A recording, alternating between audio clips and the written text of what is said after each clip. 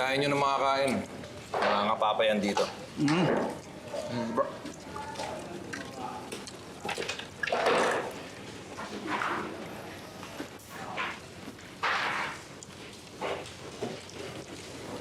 Boy, kain tayo. Sarap na ulam, adobo. Oh.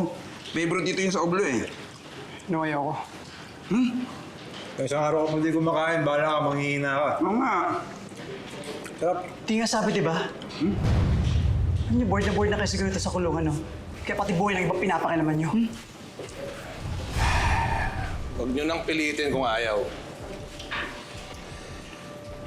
Alam mo, nagmamalasakit na kami sa'yo dahil tropa ka ng inaanak ko.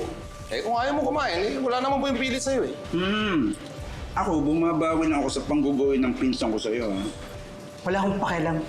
Malis na kayo. Alam mo bata, ilugar mo yung angas mo dito. Nagpapasensya lang sa'yo mga tao dito sa Oblo dahil kaibigan ka ni Princess. Kung naiba-iba ka lang, hindi ka obra dito. Rarampulin ka dito. Tandaan mo yan, ha?